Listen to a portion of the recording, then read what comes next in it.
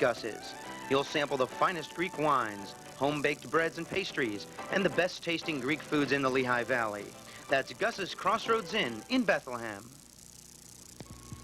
Evening, ladies and gentlemen. I'm Charles Tan.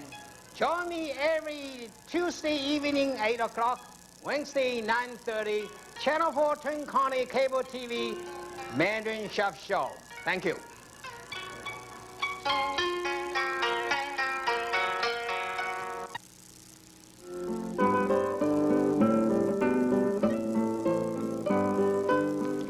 You are viewing Twin County Cable 4, your choice for community programming in the Lehigh Valley.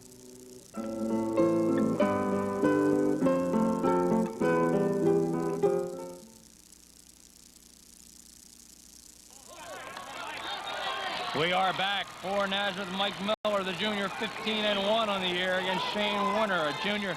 Shane is 0-5 on the year. Miller at the moment ranked number 4 in the state of Pennsylvania at 152 pounds. Scott again, look back. That was a major decision by Ross Nunamaker.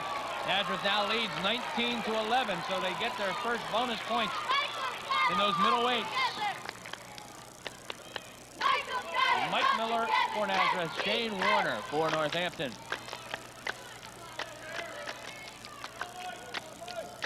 Mike Miller, nice duck under, doesn't convert it. He had the leg. Now instead works the arm drag, gets around behind for 2.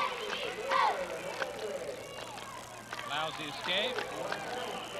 We got a bloody nose for Shane Warner.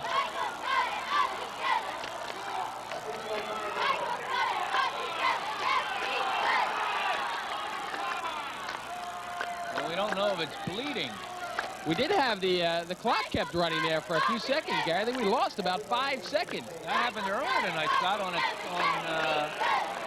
back at that Tech Fall match of Jaskowick and Laurie. It continued to run when there was that feeling that maybe a Tech Fall had been gotten on the takedown but had not, and while they were discussing it, the clock was running.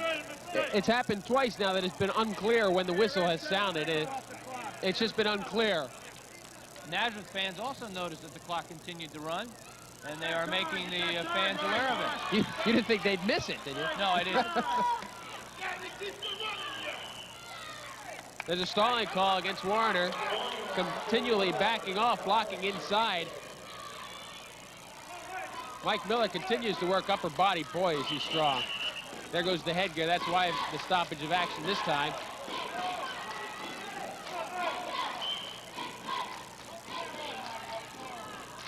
Did Mike Miller make the top 13? Yeah, Mike Miller's in there. He was a shoe-in pick. You figured Nazareth has to have more representation than just Brad Sillenperry, and Mike Miller did very, very well. Always like to have an underclassman in there. Makes the job next year that much easier. Mike Miller, just a junior, 32-2-2 last year, 4th in the state district and regional champ. Just gets stronger every year. His only loss this year to Rick Catalano of North Allegheny. I believe a state runner-up last year. For our wrestling fans, again, just to let you know what we have coming up. We've got Liberty Northampton for you next Thursday night. We have Phillipsburg Northampton wrestling. We've got Easton Phillipsburg wrestling. So those are the 3 bouts before we do districts live and in color from Liberty Memorial Gymnasium. On March 4th, we will be, by the way, at Kirby Fieldhouse for the Easton Phillipsburg match. 3,500 tickets have already been sold for that one. That's not quite a sellout yet at Kirby Fieldhouse, but I would assume that it will be. So if you cannot get your tickets, you know that at 10 o'clock you can sit back in your own home and relax and watch it on Cable 4 Sports. 3,500 tickets would have sold out Easton and Northampton. That's a lot of fans. That is a lot of fans. And one would think with the demand for tickets for this particular match tonight that they might have been able to fill Kirby Fieldhouse. And I heard a figure tossed around a little earlier, Gary, a little scalping of tickets going on here, if you can believe it, for high school wrestling. $45 for a single ticket. And I didn't think you could get that much, but you worked hard out there in the lot and got 90 bucks. I'm in sales. 2-1 the score here at 152. We've had 2 stoppages. Still the first period, 25 seconds to go. And Gary, in the stats I've been keeping on Mike Miller all year, I do not have him for a regular decision all year long in any of his wins. Now works a headlock. Shane Warner's in trouble. 14 seconds. This is a 5-point move right here. Mike Miller sitting away from the shoulders. Absolutely the way to work this move. Pulling his hips away. 4 seconds to go. 2 will not get the fall, but he does ring up 5 points on the takedown and near fall. And now, Gary, how about those 5 seconds that came off the clock? I think it was 7 seconds that came off the clock as I watched it. And those 7 seconds appear to be somewhat big right now, although Mike Miller does lead by a 7-1 score, and we'll see what happens before this one's all over. He's got 4 more minutes, and Mike Miller is a pinner. I still think he'll come back with the fall and negate whatever mistakes were made by the scorekeeper. Bob Welty ventured a little too close to the Nazareth crowd, and they let him have it over here. He's just a match judge in this bout. But he said, I didn't see it. He wasn't watching the clock. Again, our comment's not meant to be derogatory for Shane Warner. Shane only a junior, and Shane is 0-5 on the season. And he's up against one of the best wrestlers in the state of Pennsylvania. Shane has already done himself quite well as he's gotten himself to the second period. Not too many people have done that against Mike Miller. Mike Miller has rung up quite a few quick falls. I've got him in 157, 153, 130, 104, 240, 238. A lot of quickies. We will start on the bottom. He appears to be methodically working his way to neutral. He does. Very technically oriented wrestler is Mike Miller. And very flashy as well. And that's a unique combination to work. Leads by 7 here. He will need a takedown to advance any further, so that'll put him up by 9, and it'll only give him 2 near falls to play with. There's another stalling call. That will be a point awarded to Miller. Miller now leads 9-1. Works the arm drag. He should get around behind, and he just worked this arm drag before in this bout. Nice move for Mike Miller. He can work that. Now works on a cross-face cradle. He's got to get the elbow. He's only got the wrist. Working on top of Warner. 5 points away from a technical fall. Again, he's got to be careful. If he's up by 12 points, he's got to lock up a good one if he wants to fall. He's going to get a tilt here that he can't convert into a pin. He's got to throw 2 good pinning moves here to either pick up the points and get a technical fall. Shane Warner is game enough to fight them off. He's going to make sure Shane Warner earn that tech fall. There's another stall call. Now only 4 points away. 2 more stalling warnings, and Shane Warner will be disqualified.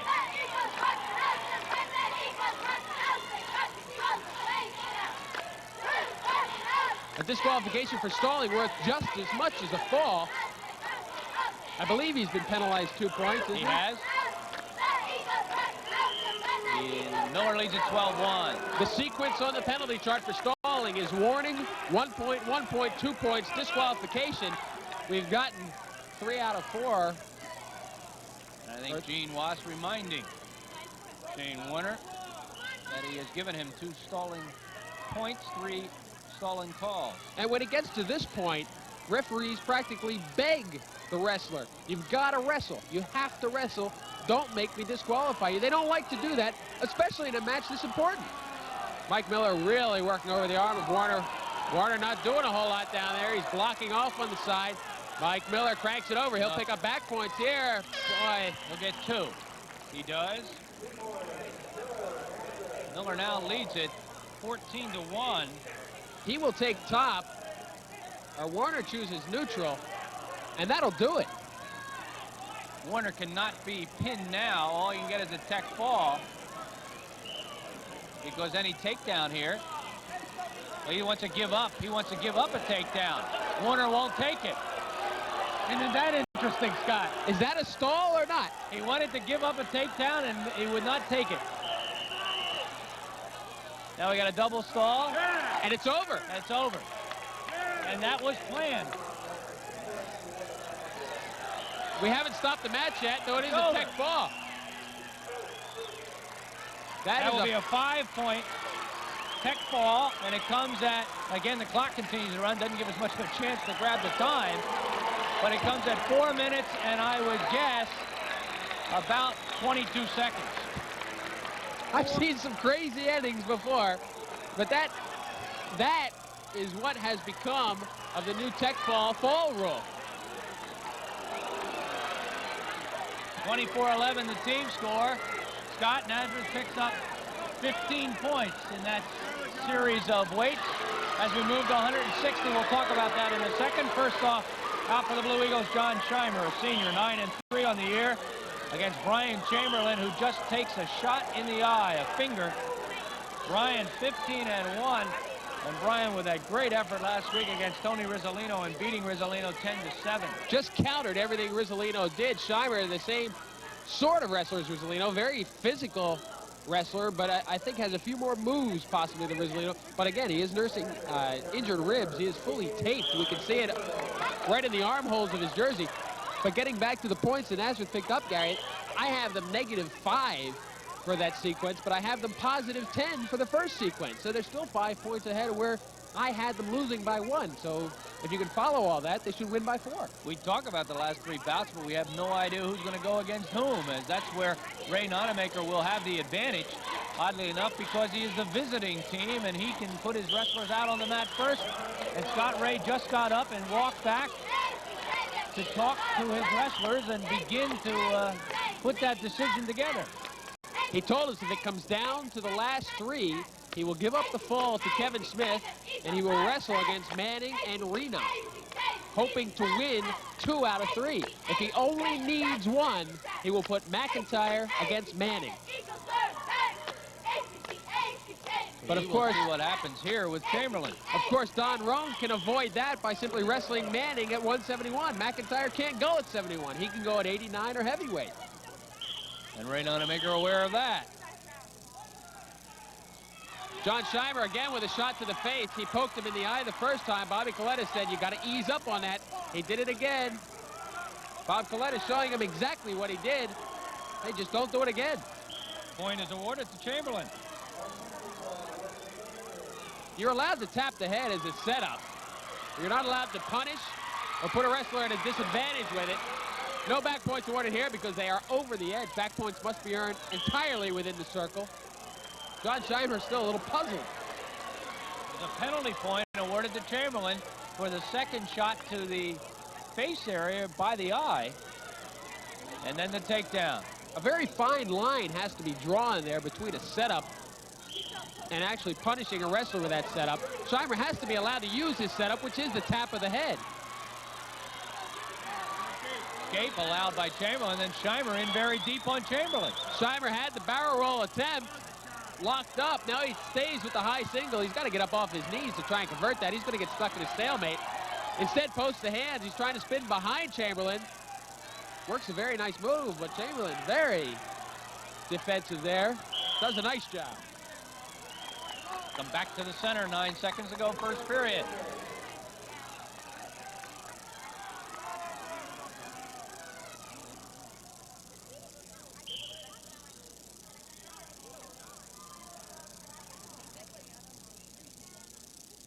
First period will end with a 3-1 lead by Brian Chamberlain.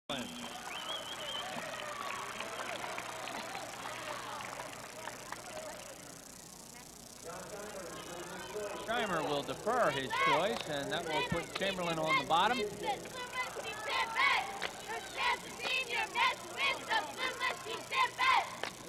Brian Chamberlain was a runner-up in that Christmas City tournament, but he did receive the Pinner Award for most pins in least aggregate time. I believe he racked up 3 falls in just about 4 minutes there.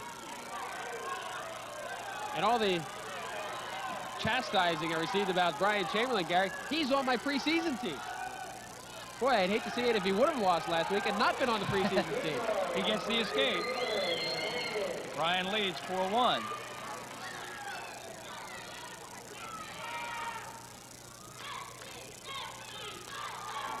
Well, what he was able to do last week was negate the strength that Rizzolino has, and he just did a superb job of doing that. It's the essence of wrestling to use an opponent's strength against him, and that's exactly what he did. Tony Rizzolino came at Chamberlain. Chamberlain threw him by in that same direction and came around behind. Rizzolino would pull down on Chamberlain. He'd let him pull and ended up on the mat, and Chamberlain on top of him. He just personified wrestling in one match. There's a 2-point takedown for Chamberlain. Even though Scheimer's in the leg, he is on the mat and controlled. We might get a stalemate right here. That go off the edge. Minute 3 to go in the second period. Blue Eagles on top by a 24-11 score. 3.5 bouts to follow.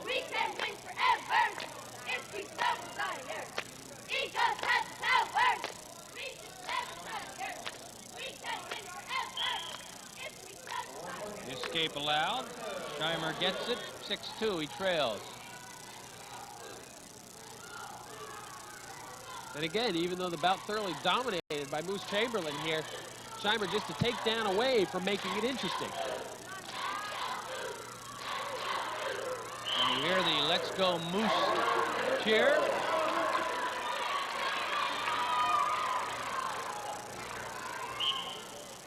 One of Don Roan's assistants telling Brian not to get caught up in the hands of Scheimer. There's a warning for stalling against Scheimer. Now that does not combine with the earlier penalty point. He was backing off. Has not made a great shot yet. There's a good shot. And he's got the forearm. He's got the takedown. Yes. I'd have to say absolutely. Bob Welty says no. Bob Welty says no. Gene Wass is going over. Gene Wass thinks it is. I don't know. I have to agree with the original call. I think Chamberlain was down on the mat with Scheimer inbounds, and I do believe he was under control. Bob Welty and Bob Coletta saw it differently. Coletta called the takedown. Welty reversed the call. I didn't see Gene Watts' vote, but it must have been no takedown. As Chamberlain went off the mat, he certainly was not controlled. There was a split second there, though, Gary. I believe they were both on the mat. And now the officials are hearing it from the Blue Eagle side. A great move by Chamberlain at the buzzer. A 2-point takedown, I believe, is all Chamberlain will get because there was just no time to get back points. And remember that 1 second reaction time that is allowed on any takedown for a couple of reasons.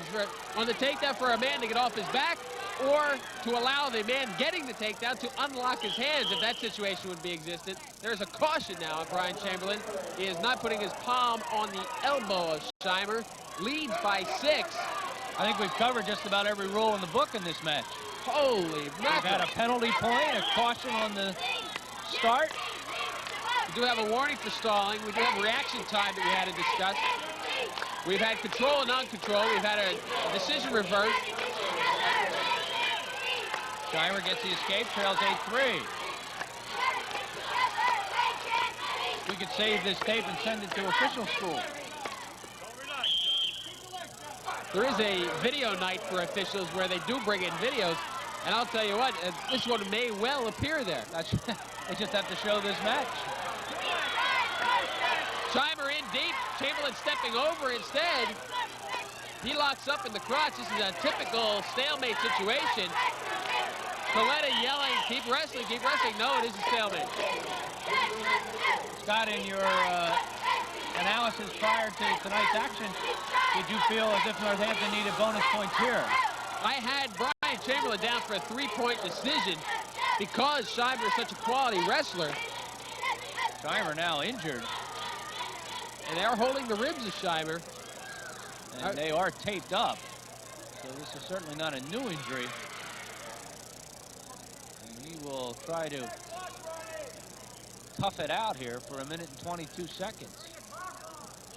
Hey, Gary, these state rankings that we're talking about are the product of one writer, one sports writer in the state.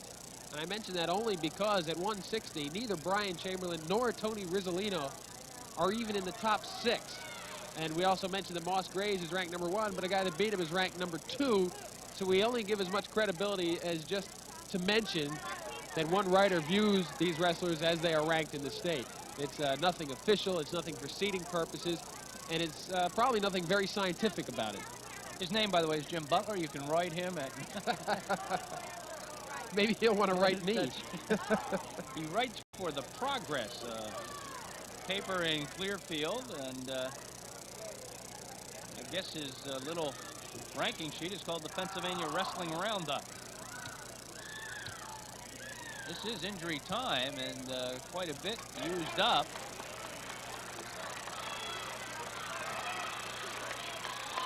And we are ready to go back at it. Chamberlain leading 8-3. 1 minute and 26 seconds used up on the injury time. Was that used or left? It would seem like it was used, but I thought he said left on the PA.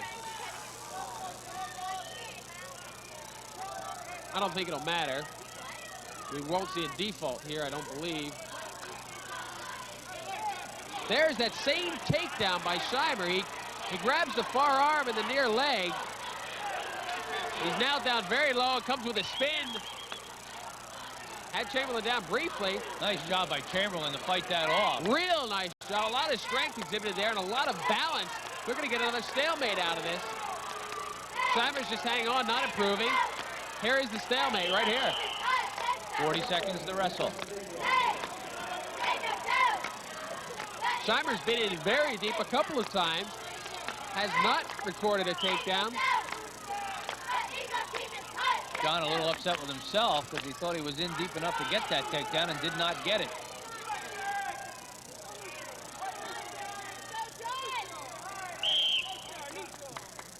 Only points so far in this period, a 1-point escape by Scheimer. And now Scheimer says, or appeared to say, that he thought Chamberlain was heading towards the edge of the mat. Well, John Scheimer's doing an awful lot of talking to the referees, and whether he's right, wrong, or indifferent about whatever he's discussing, he's got to concentrate more on the bout. He's got a bout to wrestle. Let the referees call whatever they're calling.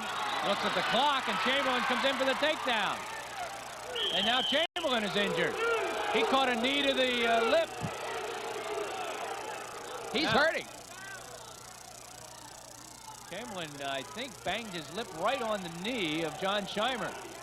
Scheimer turned around to look at the clock, and when he did that, Chamberlain went in for the takedown, and when he got to the takedown, he hit his lip on the knee and rolled over. Ever since John Scheimer was warned or given a point against for that poke to the eye, he has just not been in this match. He's been talking to officials. He was looking at the clock. He's just not been involved in this match, and that's part of the reason he's lost this match, although Brian Chamberlain doing an outstanding job again for the second broadcast in a row. Stay with us. We've got the big three right after this timeout.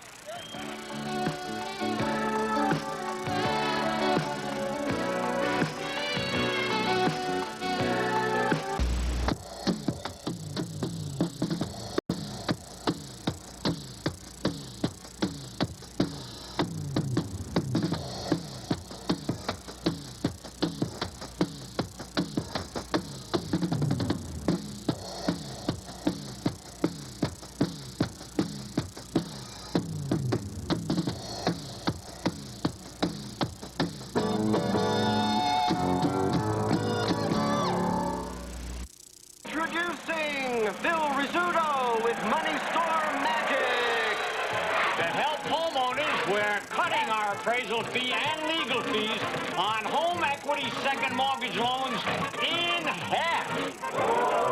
That's 50% off. Low fixed rates. Quick approval for qualified homeowners. We get it together for you. Call the money store toll free. Dial 1-800-LOAN-YES. We are back, 171 pounds. And this very well may decide tonight's contest. Jack Kapanka of Nazareth, a senior, 11-7 on the year, against Mike Manning, a junior, 8-5-2 on the year. Nazareth leads by 10. They are underdogs at 189 and heavyweight. Very simple mathematics tells you that if If Nazareth wins this, they're up by 13. You can only get 6 points a match. Even with falls in the last 2 weights, they'd win by 1. Jack Kapanka right on the firing line.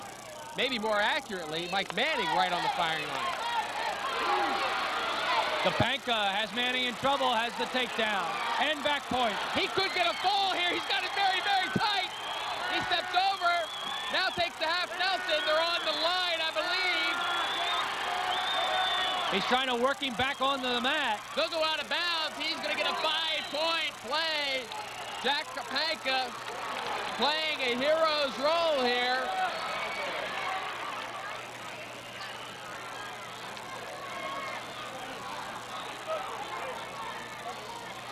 Nazareth fans realize that any win here by a Blue Eagle is a Nazareth team victory.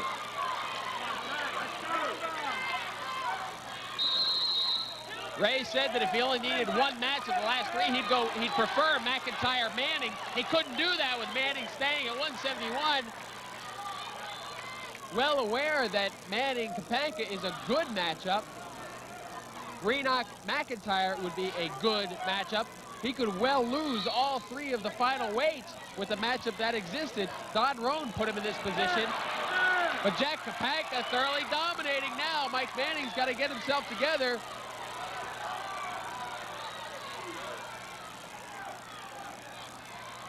Inside of 30 seconds, 5-0 Kapanka with a 5-point move. And he'll go off the mat, back into the center.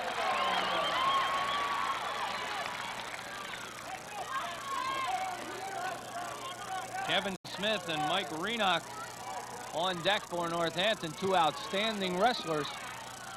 But they cannot get 13 points no matter how good they are. And that's what Nazareth would lead by if they got a decision here.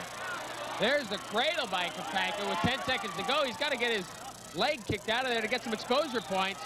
Doesn't get him over far enough. He's cranking and cranking. 4 seconds to go. Still no one. No, just 1 count. Just 1 count. No back points. No back points. Kapanka leads 5-0.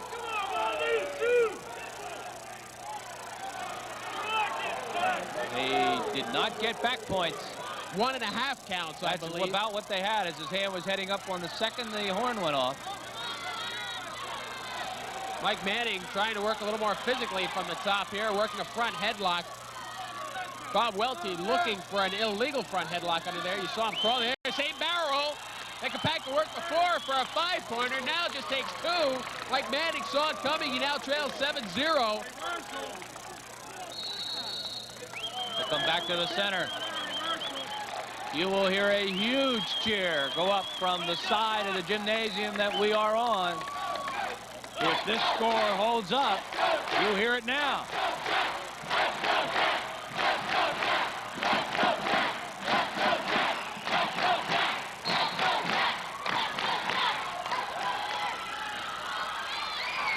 Escape by Manning.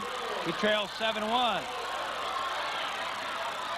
You have to remember, Gary, we're dealing with guys that weigh 171 pounds.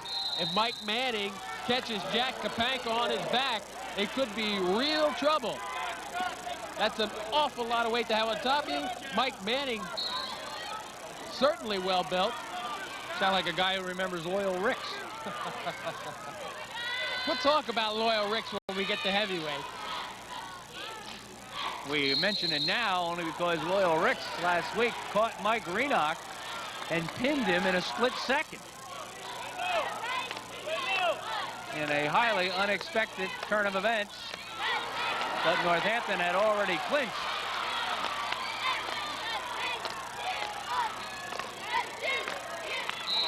Off the mat they go. Coming right down on his forehead was Jack Kapanka. A little bit shaken up by that. He looks like the Jim Brown of wrestling. He's slow to come back. He's slow to get up. He watches his feet when he walks back onto the mat, but he's in complete control here. 7-1. Backing off. No, we got blocking inside by Jack Kapanka. Maybe the best thing that could happen to him. It'll force him to wrestle a little bit, force him to go to the legs where he should be in the first place, stay away from upper body, get down below. I think a stall call is good for Jack Kapanka in this case. And now the Northampton fans will call for another one. Stalemate. And the Nazareth fans thought that Bob Weldy saw the wrong guy stalling. No doubt which side of the gym we are on.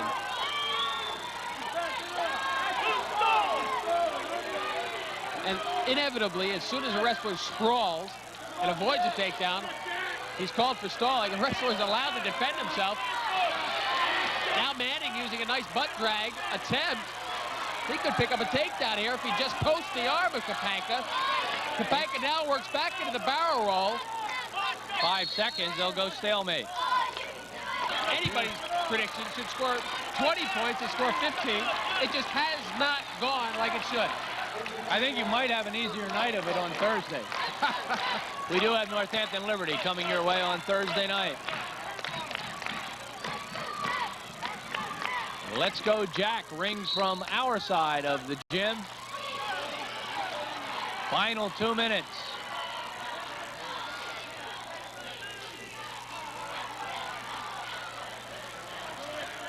This match, by the way, will be rebroadcast when, Rick? Tuesday night at 6 o'clock. There's a warning for stalling against Mike Manning as Jack Kapanka locks up a far cradle. Trying to crank it back. This is the same one he tried to use before. Kapanka blocking inside very nicely. Boy, he's tough to turn. There he goes now. Back points are being awarded. 4, 5 counted by Bob Welty. The shoulder's still well in the air. Now it's closer. Kapanka using the knee. Manning in serious trouble. Bob Welty has a good view. Apparently Manning's shoulder is still well in the air. Yes, it is. He'll get 3 and lead 10-1. The escape. And now Manning comes out like a house on fire.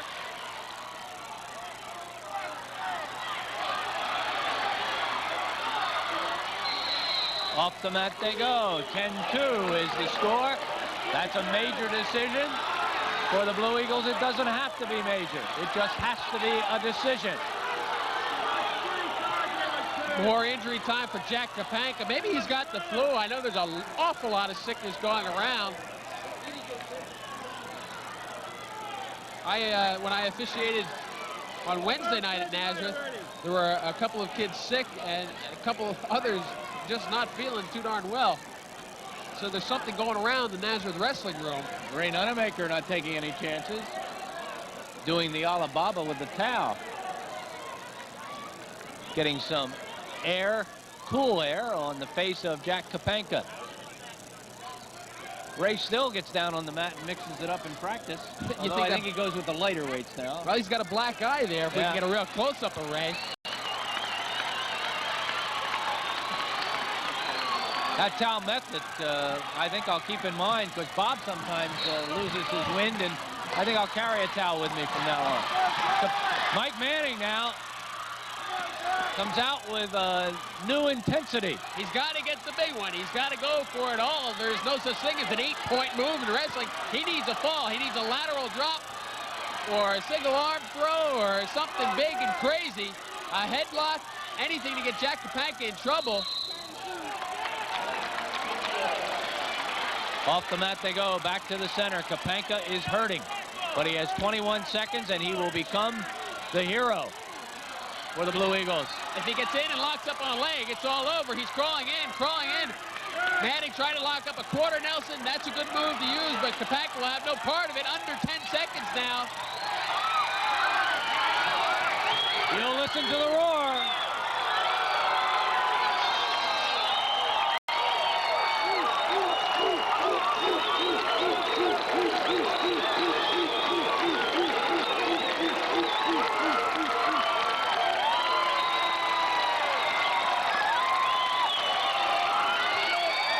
Jack Kapanka with a 10-2 major decision as the Blue Eagles go up by 14, 28 to 14, and a standing ovation on the Nazareth Smith out for Northampton. We are awaiting the Nazareth wrestler.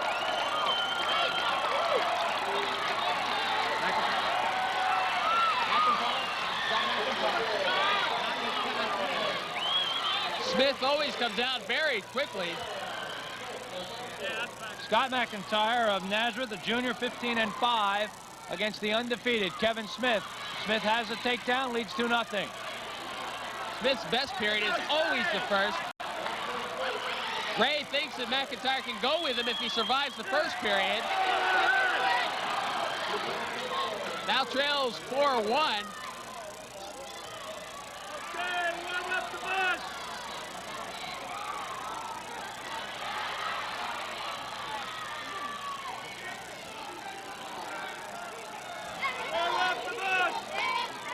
Kevin Smith, just an outstanding wrestler, ranked number 2 in the state behind North Allegheny's Ray Brinzer. Brian Marchetti ranked right behind Kevin Smith, number 3 in the state. What about they locked up in last week as well, we had here on Cable 4 Sports. Brinzer, a returning state champ, and you got to also look in this weight area at Chris Portnick from North Penn. A superior wrestler. Not sure if North Penn is a double or a AAA school, Dave. It is a AAA school. Portnick ranked number 1 at 89. Two-time state champion down there. They're not ranked in 3A or 2A in the top 10. Chris Portnick is, though. He's ranked number 1 at 89, right in our area. He's a delight to watch. There's another 2-point takedown for Smith and a 1-point escape for McIntyre. If they come back to the mat, yes, they do. There's another 2-point takedown for Smith. Leads now 8-3. This will be a good match for Kevin Smith. It's out of hand as far as the mat score is concerned. He can just get a real good workout against a quality opponent in Scott McIntyre. As well, it's a good match for Scott McIntyre. He probably won't wrestle a better wrestler in this area than Kevin Smith. If he plans to get through districts, he knows what he has to beat. First period will end 8-3. Smith on top. And now some of the fans will slowly file out of the junior high. And probably, as many of our fans do, run home and turn it on TV just to make sure the score was right. And they'll argue about 17 calls in the first 4 weight classes before it turns midnight and they go to bed and watch it on Tuesday. And that's just your picks. I'll tell you, I was way off base again tonight. This has not been a good year. Well, we made the matches a little tougher for you this year. Certainly have. Last year we had a lot of one-sided matches, a lot of showcase matches for Easton, Northampton, and Easton, Northampton, and Nazareth. This year we've got the highlight matches. We've got them all. I think every match is just a real good end-to-end match, with the possible exception, if you can believe it, of Northampton Liberty, which should be some pretty good wrestling anyway. Potentially dangerous hole.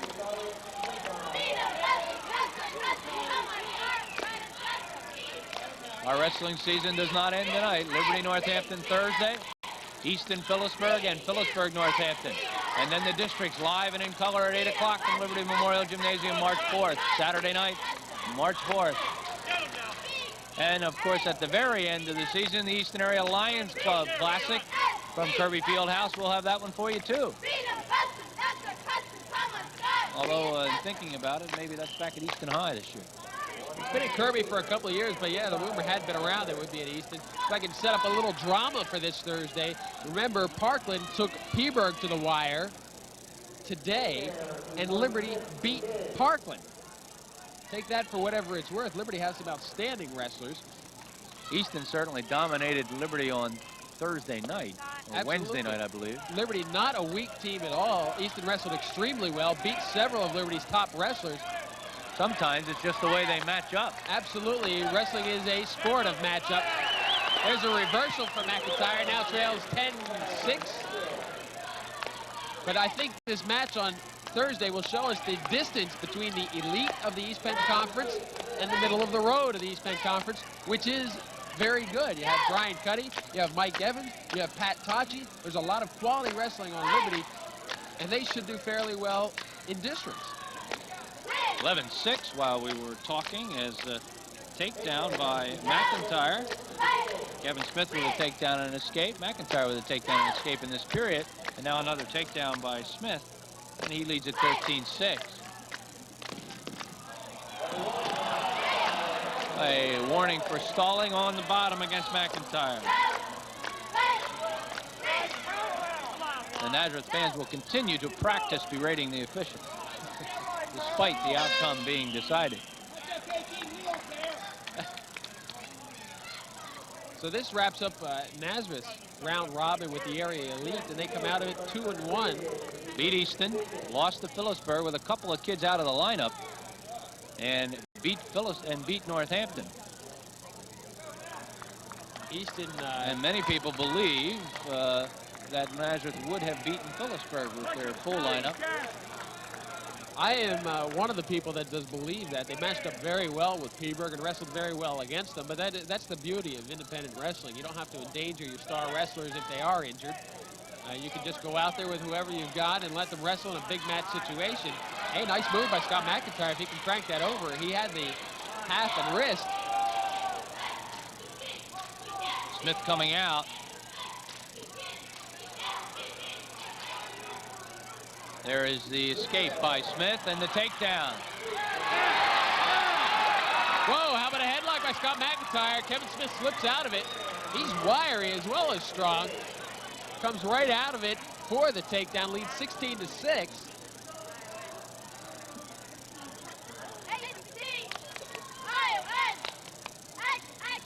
Minute and 18 seconds to go in the third period.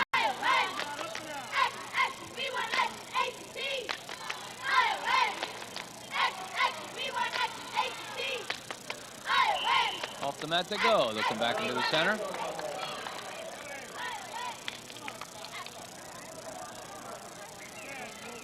You have watched two of the very best in the area in wrestling tonight. You will be able to see two of the very best in the area on Tuesday night in basketball.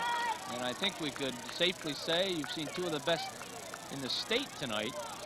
And you will see two of the best in the state on Tuesday night. And that's Whitehall Central at Whitehall. And now Kevin Smith is injured. And we do have, as we approach February, district swimming and district gymnastics, individual gymnastics this year. So we will have district finals in February in basketball, in wrestling, in swimming, and in gymnastics. And the East Penn Conference week, we will have 10 basketball games for you. I only wish I could be there for the 500-meter qualifiers in the freestyle in the district swimming, Gary. I wish I could be there with you. I kind of wish you could be there, too. I don't see any reason why I should have to handle that alone. It does require a bit of talking, and I think last year they had 3 heats, which was 15 minutes of fill, wise guy. That's 20 laps of swimming, isn't it? Boy, after the first 11, I stopped counting. We, of course, also will have Colonial League Championship basketball. Our congratulations to Southern Lehigh picking up their first Colonial League Championship of any kind in boys basketball as they won the first half on Thursday night, beating Palisades. We're back to the center of the mat at 16-6, make it 16-7. And it's 1 minute to wrestle here at 189. And I joke about swimming, Gary, but I'll tell you, as tough as wrestling is, there's always a time you can grab an extra breath. You do that in swimming. I think the technical term is drown. Yeah, that's there is no forgiveness in swimming. There's a lot of tough events in that. I swam a little bit myself, but I'll tell you. And when I kid about the 500, I'm talking about an announcer's dilemma. I'm not talking about those kids. They are out there putting forth unbelievable efforts. And some of the top swimmers in the state do come from the area, from what I understand. 16-7 here, 35 seconds and counting. And Scott McIntyre looking for a takedown. They stay neutral, 25 seconds. Did mention that the best period for Kevin Smith is the first, and indeed McIntyre has made progress, even though he hasn't scored a whole lot of points. He's gotten a lot closer to points. in the second and third periods. That's one thing Kevin Smith will have to improve on, is his stamina and endurance and possibly his pacing. He outclasses an awful lot of wrestlers in the first period. But Kevin's going to come away with a major decision here. At 189 pounds, he'll get Northampton 4 points. And they will go into heavyweight, trailing 28 to 18. Kevin Smith wins at 189 pounds, 16 to 7. Major decision. And we will move to heavyweight. For Nazareth, it will be Anthony Sillimperi, a junior, 5 and 6 on the year, against Mike Renock. Mike, a junior, 12 and 3 on the year. And more fans head towards the doorway. There's going to be a huge traffic jam in Northampton. There's only one way out of the school. It's Laubach Avenue. That's exactly what it is. There is a petition to turn it into Bar Street, however. But they felt that in order to do that, they'd have to make it an alley.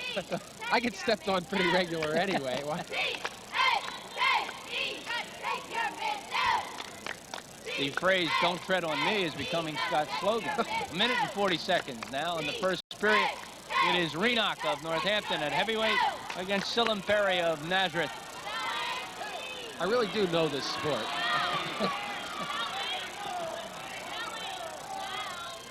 Renock trying to get the takedown. Sillimperi has control of the leg.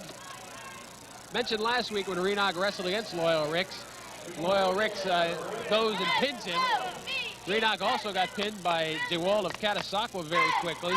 And I mentioned that he would have to battle Eduardo and probably lose the district final. And in 1 week's time, didn't Mike Renock go out and beat Eduardo 12-7 in a match that probably wasn't as close as the score indicates? Mike Renock has an incredible habit of getting caught. One thing that a lot of heavyweights will do because of just the sheer weight that they're out there against. That's the problem. Once you get caught, it's a little hard to get uncaught. Mike Renock now cranking a nice half Nelson. Doggedly pursuing Sillimperi here. He'll get no back points. Leads 5-0.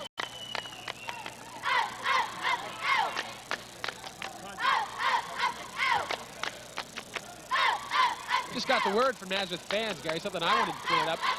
This Sillimperi and the Sillimperi that looks just a little bit different, they are cousins. At 112. Yes, they're not twins. Tony played football. I believe he was the fullback on the Nazareth football team. There's a warning for stalling against him, and he's still not moving a whole lot, just avoiding cradles. Mike Renock rolling up a 5-0 lead here.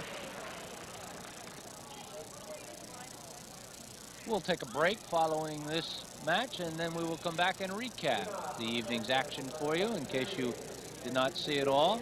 And again, Tuesday night at 6, you can watch the whole thing all over again.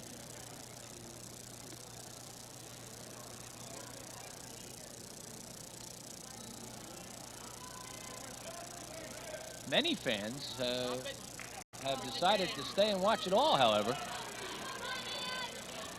And that was always something that used to bother me about being a heavyweight wrestler. You either had the whole match on the line or people didn't stay and watch. And that's one argument for picking those weights out of a hat that it's been kicked around once or twice, never very seriously. You just go to the match, pick the weights out of the hat, and that's the way you wrestle. And I think Northampton would probably be against that this year with the start that they get at every match with the first 5 strong for them, ranked in the top 5 in the state. But it's an interesting proposition, one I'd like to see discussed a little more seriously. But one of the traditions of wrestling is that the heavyweights are last. They're the big boys. They're the ones that settle the final score. I just have a funny feeling that win number 301 is a little more satisfying than win number 300 for Ray Nunamaker. He's rolled that up in 26 years. You can figure that out yourselves if you got a calculator in front of you. That's better than 10 or maybe even 12 wins a year. An amazing record, an amazing percentage for Ray Nunamaker. Another takedown from Mike Renock. Fully in control here, leads 8-0. Looking for a lower leg cradle. Sillimperi locked on the near leg, but not doing very much. already been warned once for stalling.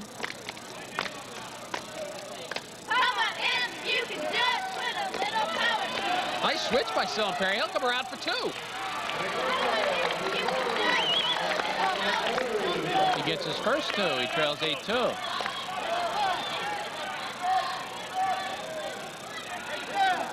Escape, 9-2.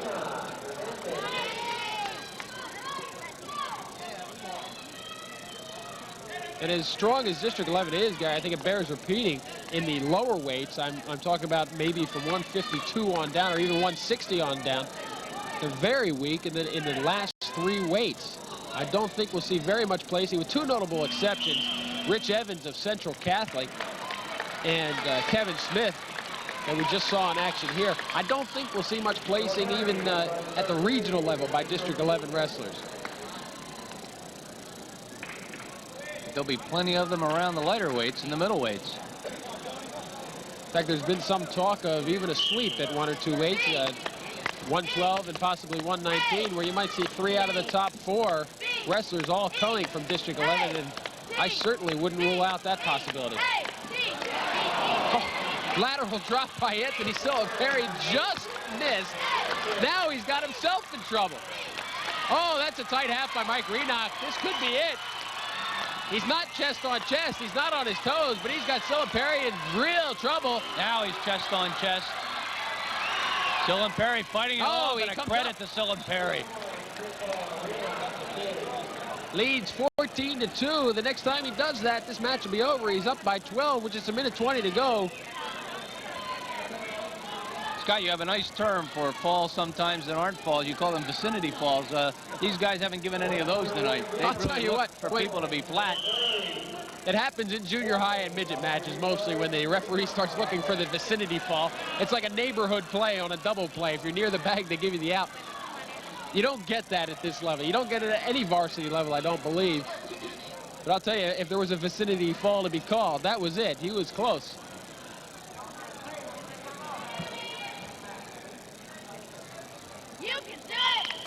Final minute and 6 seconds. Sillenperry attempting to switch. He may get the escape. He trails by 13, so if he gives up any 2-point play here, it's all over.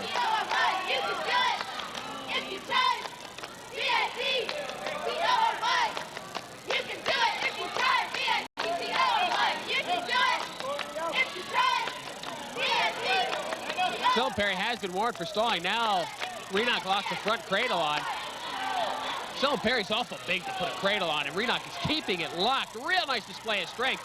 He's got the head to the side. He's got to toss that leg over. He's got to take it slow, stay chest on chest. The effect of this is that he will run right over the back of Sillenperry and won't end up chest on chest. He doesn't need to do that. He just needs 2 back points, and it's over. He'll get that. I don't think... No, he won't. He rolled straight through. Sillenperry now is on top with 5 seconds to go. Got the reversal and 2 back points. 15-6 will be the final score. I believe they have to give him 2 reversal, 2 back. They're not putting them up on the board, but we'll call it 15-6. And that will give Northampton 4 more team points. And the final score tonight will be Nazareth 28 and Northampton 22. And we'll take time out, regroup, and be right back.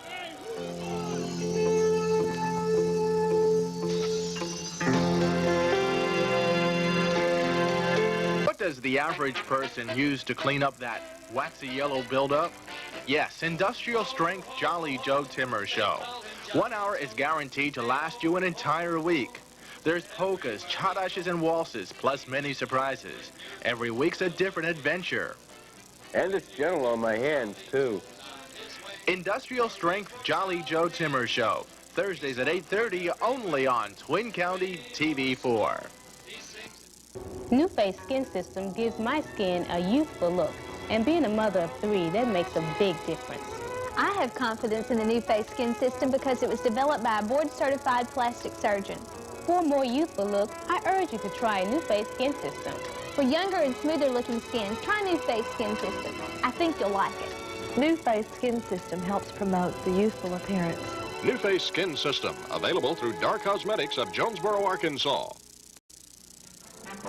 Hi, this is Joe Long.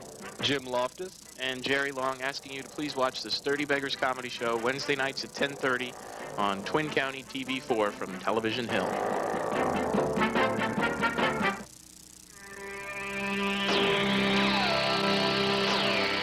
You are viewing Twin County Cable 4, your choice for community programming in the Lehigh Valley.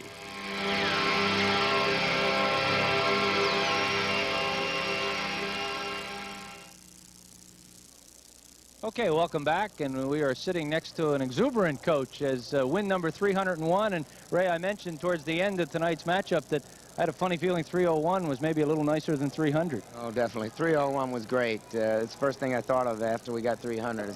Boy, I'd sure love to get 301 Saturday. Ray, We did it. let's take a look at the matchups tonight and how they went, and we'll talk a little bit about each one. First of all, your son, the freshman Ryan, runs up against a tough Chad Billy, but he didn't give up any bonus points. Right, he did. Chad was a little tougher than I thought.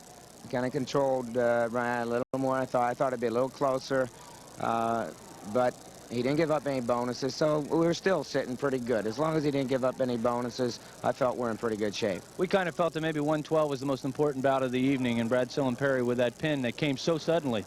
Fantastic. I don't know what I'm going to do when this kid graduates.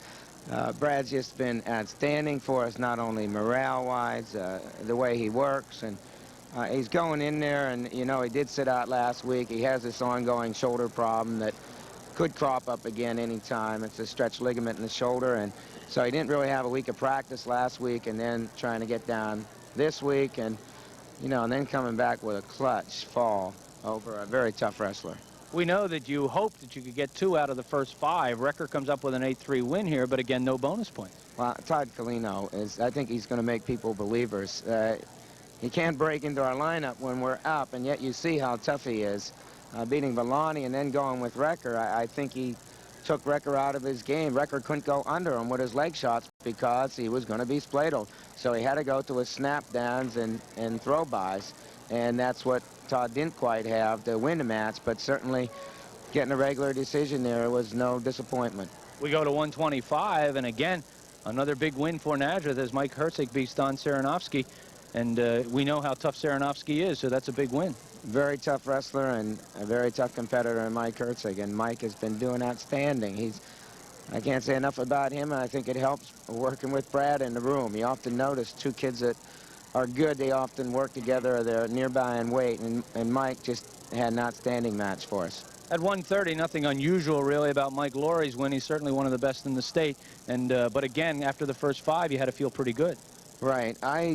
You know, I didn't know he was quite that good. I saw him ranked high in the state, and Mike usually doesn't get many points scored against him, Jaskowick, and tonight he did, and you know, he's just a tough wrestler. Now we move to your murderer's row, and things maybe didn't go as expected here. You were looking for some bonus points. A lot of people were talking before the match that you needed to get 20, 22 points in these 4 weight classes.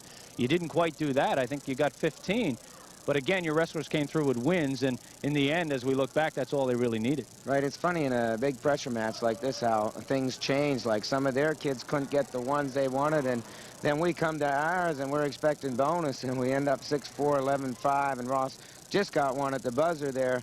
So, you know, we were sweating again now because we didn't get a fall or a bonus there, and they did a nice job in the middle. Fortunately, they all won, which didn't put us out of anything, but it made us work a little harder and couldn't ease up.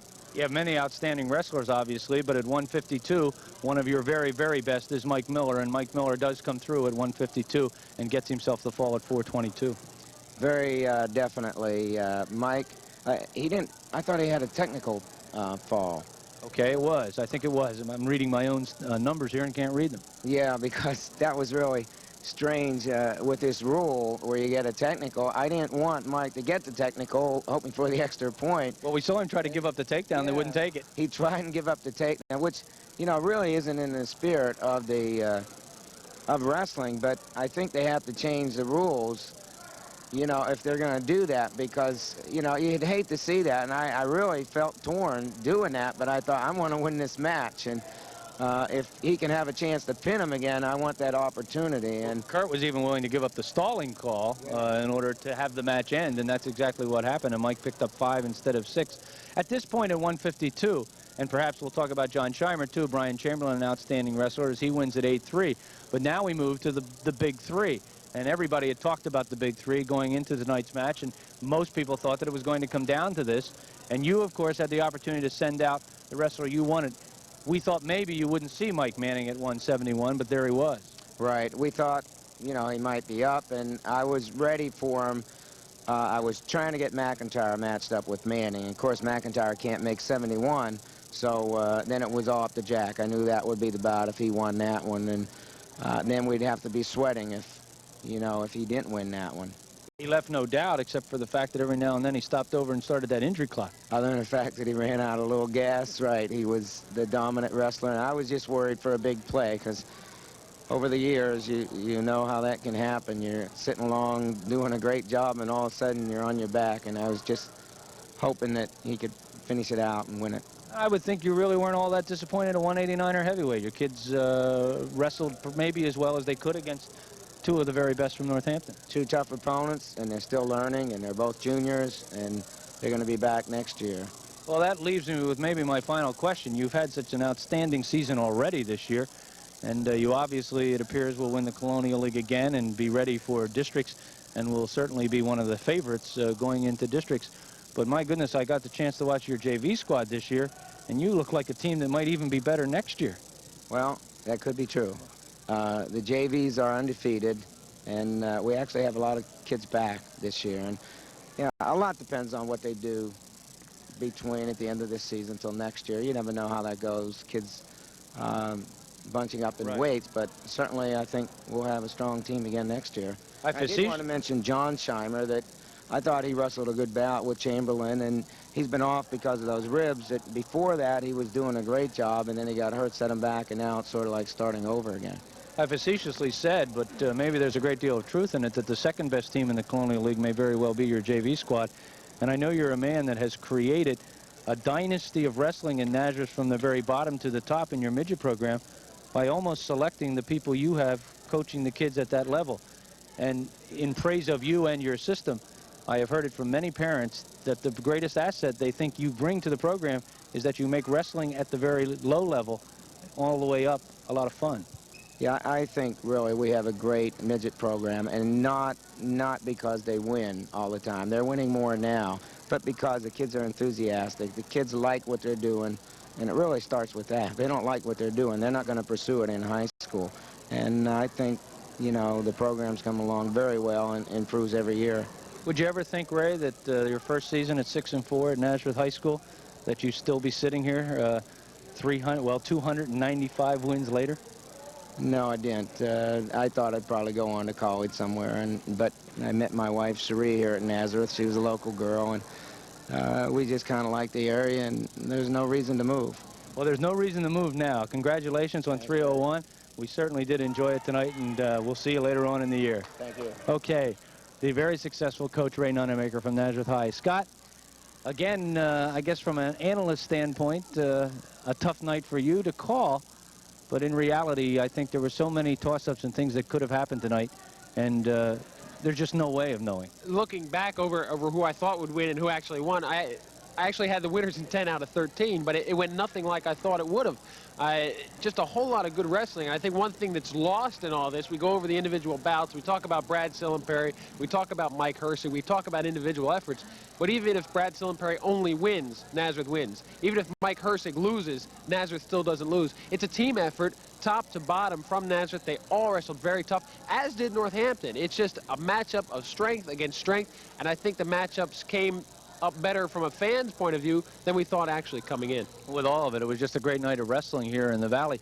Looking back, Nazareth won 7 bouts, Northampton won 6, Nazareth got bonus points in 4, Northampton got bonus points in 3.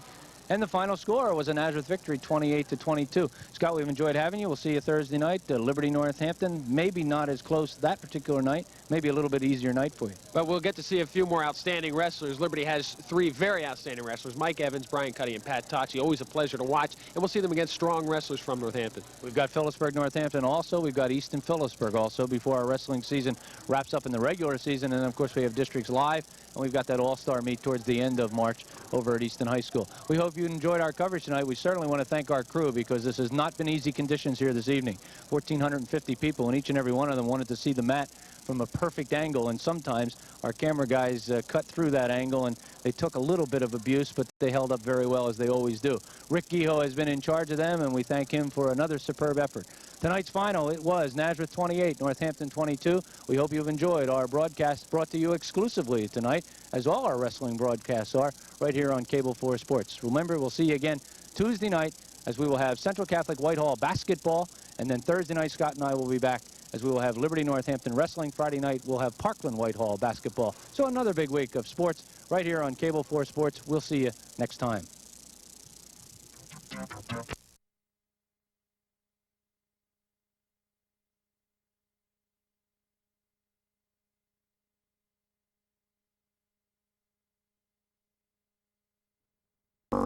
Henninger and escape, 6-2.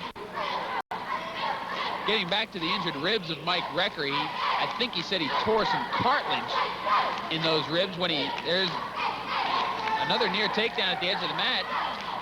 He's got 15 seconds to convert. I think he will right here. As soon as he exhibits some control, he needs to be around the waist of Henninger to get that takedown. Henninger with the whizzer on.